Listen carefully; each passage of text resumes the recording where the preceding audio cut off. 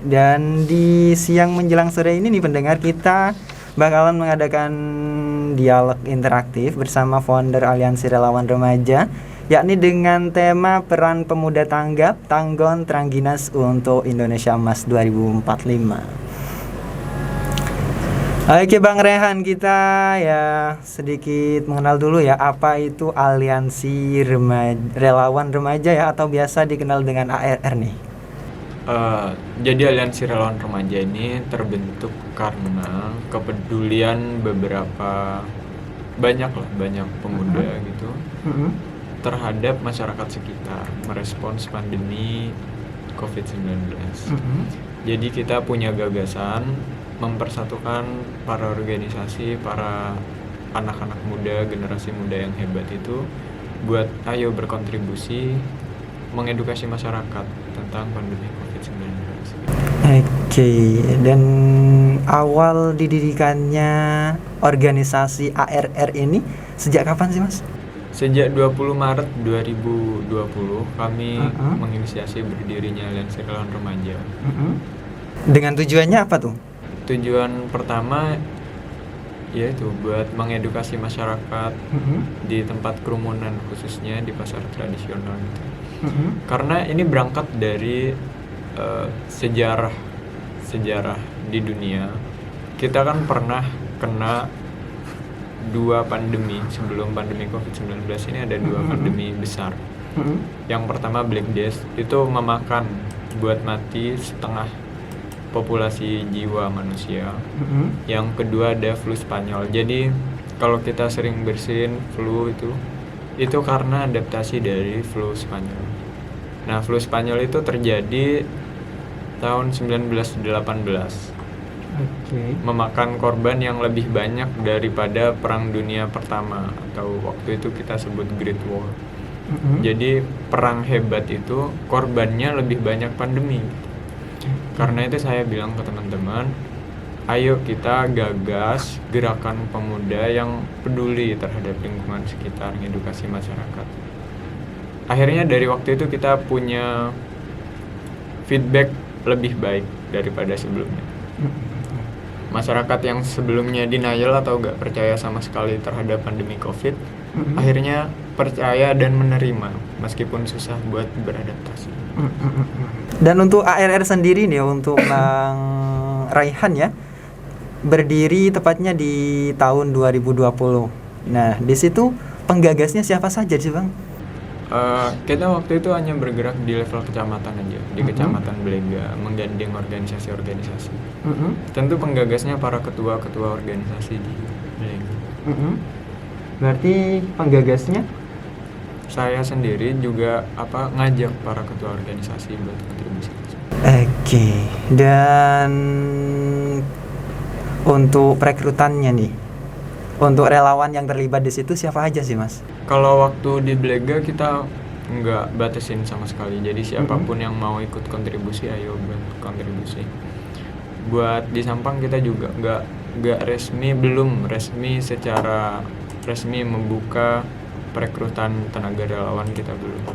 Jadi kita sebelum ini menggandeng para organisasi-organisasi lokal gitu buat ayo kita kolaborasi, ayo kita ngedukasi masyarakat bareng. Oh, berarti selama ini di kegiatannya ARR masih belum ada anggota resminya ya, melainkan masih collab dengan organisasi yang lain gitu. Oke, dan untuk ruang geraknya nih Mas, untuk ARR area mana saja sih? Saat ini kita masih di Madura aja. Jadi kita fokus di Madura saja buat membangun Madura. Dan di Madura yang pernah disentuh oleh ARR di kabupaten mana saja? Hanya masih 2 kabupaten, Bangkalan sama Sampang. Di Bangkalan sama Sampang ya. Kemarin aksi di Sampang di area mana tuh Mas? Kita waktu hari tanggal 26 September kita aksi bareng-bareng perwakilan organisasi. Jadi per organisasi kita bawa 6 anggota.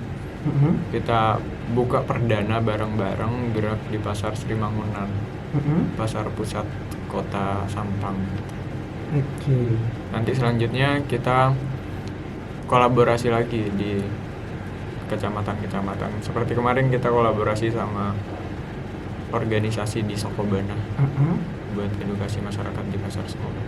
Oke, ngomongin edukasi masalah COVID-19 nih, kita tahu sendiri ya bahwa di Madura itu ya rata-rata ya dengan karakternya tersendiri yang khas ya, tentunya menjadi tantangan tersendiri nih buat Bang Raihan selaku founder dari Aliansi Relawan Remaja ya. Nah, tantangan yang dihadapi dalam mengedukasi masyarakat Madura itu seperti apa sih, Bang? Sejauh kita melangkah ya Bang ya, ada 3 kelompok masyarakat besar. Yang pertama, kelompok masyarakat yang denial, jadi nggak mau tahu COVID itu nggak ada, dilawan sama teori konspirasi dan lain-lain. Yang kedua, masyarakat yang sudah menerima tapi nggak bisa beradaptasi. Itu banyak sekali kita temui waktu sebelum pandemi kita besar di Madura kemarin-kemarin. Banyak yang udah percaya COVID karena tetangga-tetangga kita meninggal dan lain-lain, tapi susah buat beradaptasi, nggak mau vaksin, juga nggak mau pakai masker. Yang ketiga, sudah menerima juga beradaptasi. Itu kelompok masyarakat yang mau vaksin, ngajak teman-teman keluarganya buat vaksin, juga bermasker terus lah. Jadi patuh protokol kesehatan ya. Dan selama ini nih kita melihat di pasar-pasar dan lain-lainnya untuk awal pandemi COVID-19, nampaknya protokol kesehatan menjadi suatu hal yang sangat memberatkan ya untuk mereka. Triks yang dipakai oleh ARR nih dalam mengedukasi masyarakat akan kepatuhannya tentang terhadap protokol kesehatan seperti apa sih, Bang? Tentu kita nggak bisa ngasih tahu terlalu banyak karena budaya Madura yang terlalu kental dalam tanda kutip ya, mereka pasti bilang kalian masih muda gitu, jangan setua, pasti dikatain gitu. Jadi kalau kita memberikan penjelasan lebih jauh, lebih spesifik, pasti mereka akan merespons hal edukasi masyarakat seperti itu. Jadi kita ngedukasi, ayo Bu pakai masker gitu. Kalau kita anak-anak muda punya imun yang jauh lebih baik daripada orang-orang tua kita, tapi orang-orang tua kita kan imunnya nggak selalu lebih baik daripada kita. Oke, berbicara aksi nih, kan tentunya ada organisasi-organisasi yang digait nih agar, karena kan ARR ini rata-rata dari sekumpulan remaja ya yang direkrut untuk sesama ya, ataupun berbagi ataupun sedikit ya mengabdi kepada masyarakat ya. Dan untuk yang diajak collab itu seperti organisasi apa aja sih, Bang? Kita karena kita di remaja ya, remaja itu adalah para manusia yang berumuran 12 sampai 24 tahun. Kita makanya kita namakan remaja karena ya kita menspesifikkan diri di kayak organisasi OSIS SMA, para mahasiswa baru, juga para mahasiswa yang mau peduli ke lingkungan sekitar. Oke. Dan kita sedikit menyentuh ke tema nih, peran pemuda tanggap Tanggon Trangginas untuk Indonesia Mas 2045. Nah, ketika menyentuh ke tema nih, peran pemuda untuk Indonesia Mas 2045. Persiapan untuk ARR sendiri sebagai organisasi dari remaja ya, yang tentunya menjadi tulang punggung bangsa ini di kemudian hari ya. Persiapan apa sih yang dilakukan oleh ARR dalam ya menghadapi Indonesia Mas 2045 ini? Jadi gini, sedikit saya jelaskan tentang Indonesia Mas 2045. Indonesia Mas 2045 itu adalah suatu prediksi dari Badan Konsultan Manajemen, McKinsey namanya, terbaiklah di dunia. Mereka mengatakan bahwa Indonesia akan jadi negeri terkeren nomor 3 sedunia. Artinya ekonominya terbesar nomor 3 sedunia. Kalau yang pertama pertumbuhan ekonomi di atas 5%. Itu juga bisa diraih menurut saya dari pemerintah kita. Yang kedua, pemilihan demokrasinya harus kondusif, jadi nggak ada isu sara dan lain-lain sebagainya. Yang ketiga ini yang jadi PR kita para anak-anak muda. Kalau generasi mudanya produktif, artinya bekerja, berbuat gitu, menghasilkan sesuatu, bonus demografinya kompetitif. Artinya bonus demografinya kompetitif itu kita bisa bersaing gitu. Kita sama negara lain juga bersaing dan lain sebagainya. Kalau 3 hal ini dicapai, Indonesia akan bisa menjadi negeri ekonominya yang terbesar ketiga sedunia gitu. Nah, kita di ARR ingin juga punya sumbangsih kepada masyarakat, terkhusus masyarakat di Madura. Gimana caranya pemudanya ini produktif, gimana caranya pendidikannya baik, gimana caranya ekonominya juga membaik dan lain sebagainya. Dan dalam ARR ini ya tentunya dalam ya mengedukasi kembali lagi nih ke pandemi ya Bang ya. Karena kan tadi ARR ini lahir karena adanya pandemi.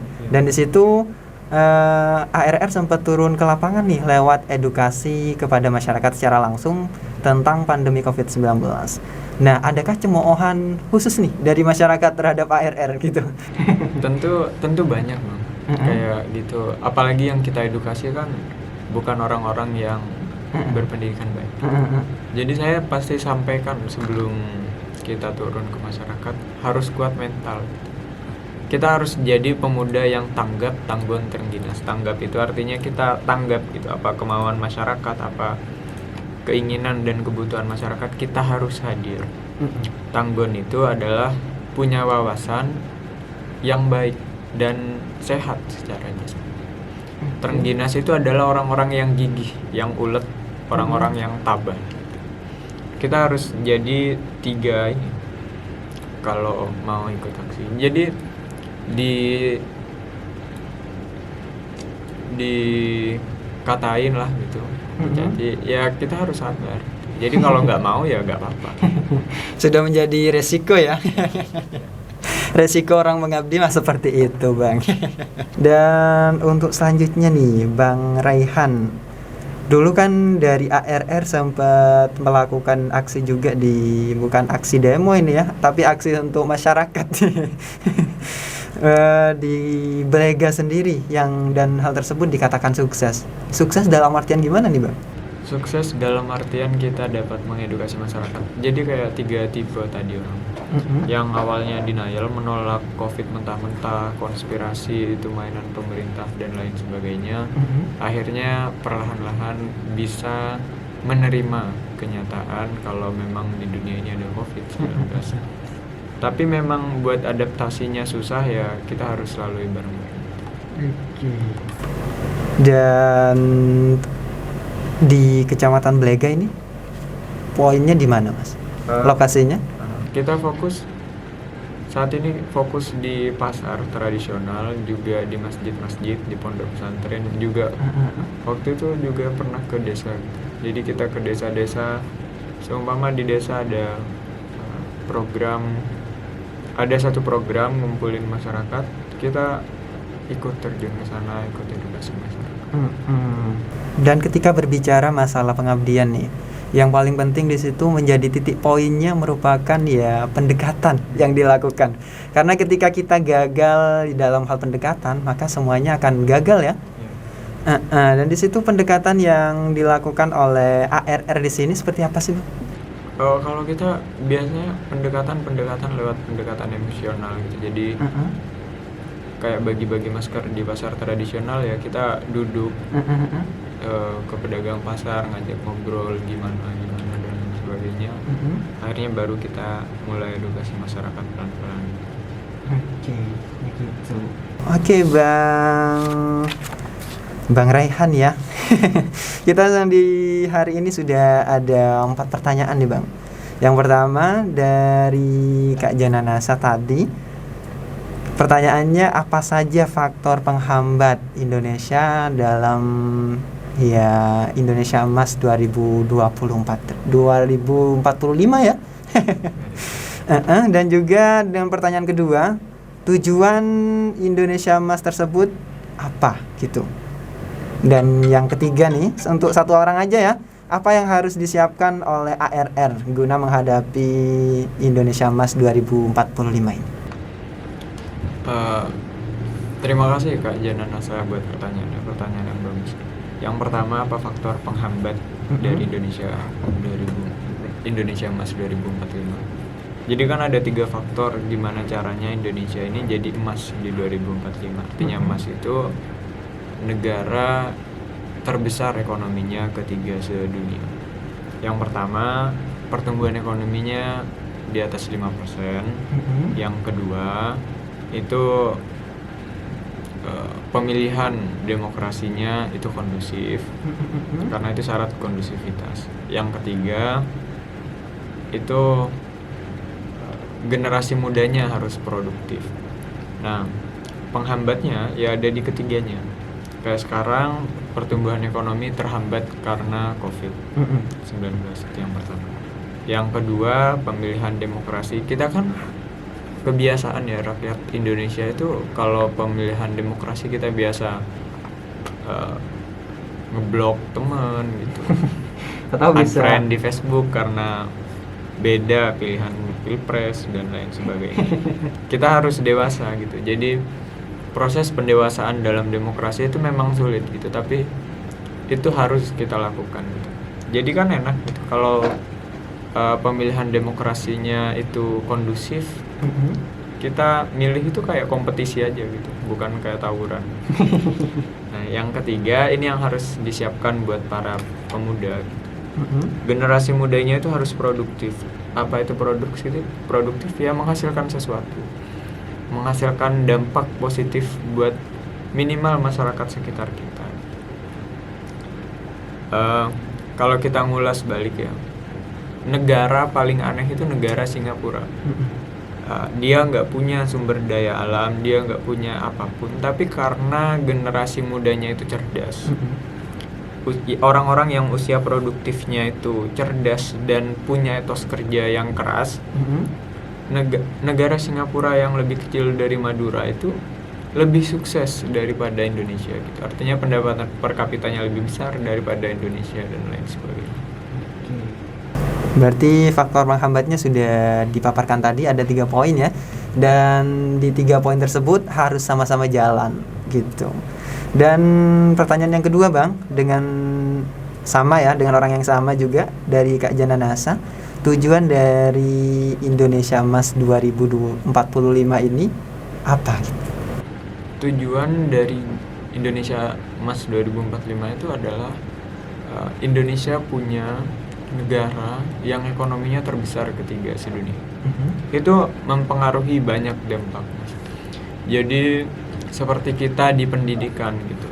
Kalau pendidikan kita maju, kan kita biasa ya kayak Amerika negara ekonominya terbesar pertama di dunia, terus China, terus selanjutnya. Kalau Indonesia ada di urutan ketiga, artinya kita memperoleh dampak dari segala hal.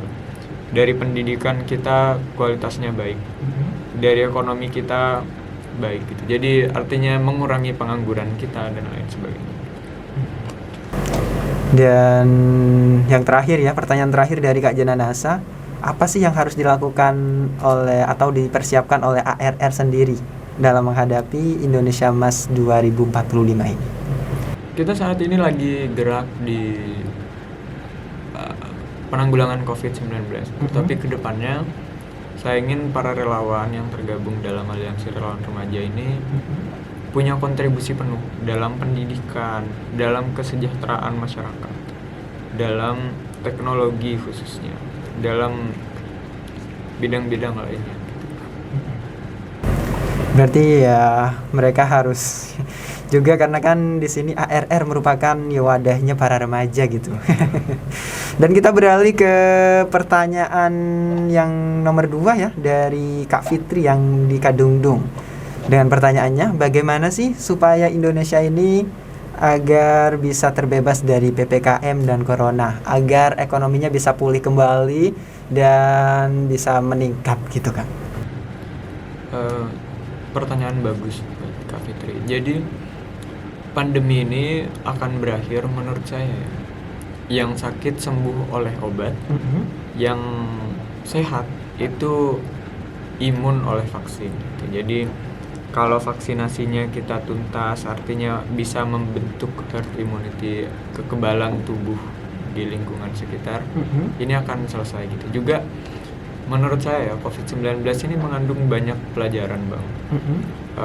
Yang pertama, kita harus tahu batas gitu. Jadi ini juga menurut saya COVID-19 adalah peringatan buat manusia agar kita tidak terlalu mengeksploitasi alam.